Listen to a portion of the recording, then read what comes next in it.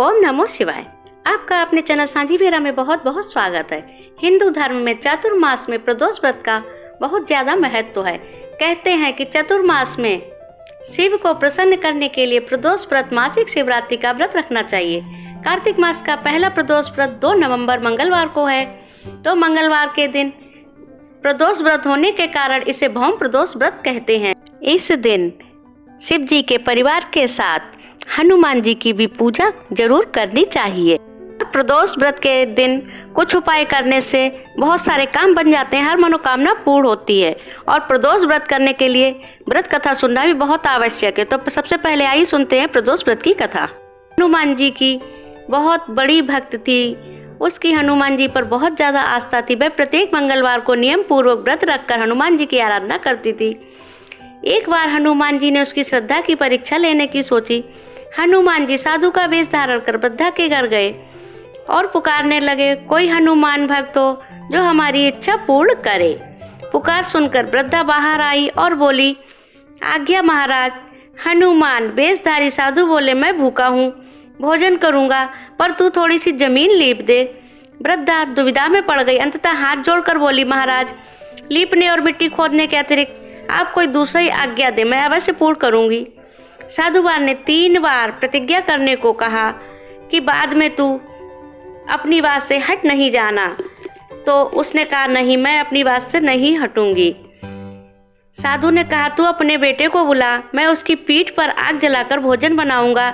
यह सुनकर वृद्धा घबरा गई, परंतु प्रतिज्ञावती उसने अपने पुत्र को बुलाकर साधु के सुपुर्द कर दिया। वेशधारी साधु हनुमान जी ने वृद्धा के हाथों से ही उसके पुत्र को पेट के बल लिटवाया और उसकी पीठ पर आग जलवाई। आग जलाकर दुखी मन से वृद्धा अपने घर चली गई। इधर भोजन बनाकर साधु ने वृद्धा को बुलाकर कहा, तुम अपने पुत्र को पुकारो ताकि वह आकर भोग ले। इस पर वृद्धा बोली, उसका नाम लेकर मुझे और कष्ट ना पहुंचाओ। लेकिन साधु महाराज नहीं माने तो वृद्धा ने अपने पुत्र को आवाज लगाई। अपने पुत्र को जीवित देख वृद्धा को बहुत आश्चर्य हुआ और वह साधु के चरणों में गिर पड़ी।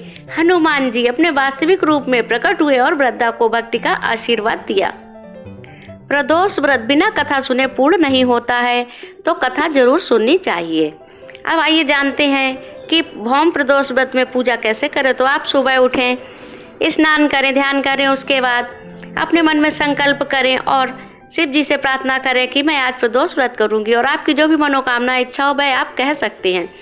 उसके बाद आप शिव जी को गंगा जल से अभिषेक करें, बेलपत्र चढ़ाएं, समी पत्र चढ़ाएं, नैवेद्य चढ़ाएं, सफ़ेद रंग के फूल चढ़ाएं, धतूरा चढ़ाएं, जो भी आपसे साधन बन पड़े पूजा करें, शिव मंत्रों का जाप करें।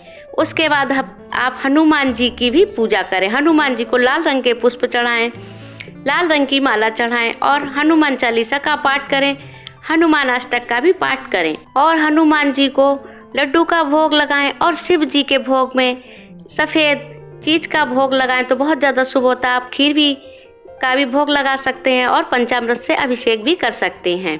और उसके बाद शाम के टाइम फिर आप दोबारा स्नान करें और प्रदोष काल में फिर वही पूजा जो आपने सुबह की थी वही प्रक्रिया आपको दोबारा करनी है। और जो भी प्रसाद है अपने परिवार में बांटकर आपको भी ग्रहण करना है। इस तरह से आपका प्रदोष व्रत पूर्ण होता है। इस व्रत के करने से कुंवारी लड़की को मनभावन पति मिल, सौभाग्यवती स्त्री का अखंड सौभाग्य रहता है, उत्तम संतान की प्राप्ति होती है, जो भी आप मन में कामना करते हैं हर कामना पूरी होती है, कर्ज से मुक्ति मिलती है, व्यापार चलने लगता है, नौकरी मिलती है, हर कार्य महादेव आदिदेव पूरा करते हैं। तो आप ये व्रत जरूर करें। ओम नमो शिवाय।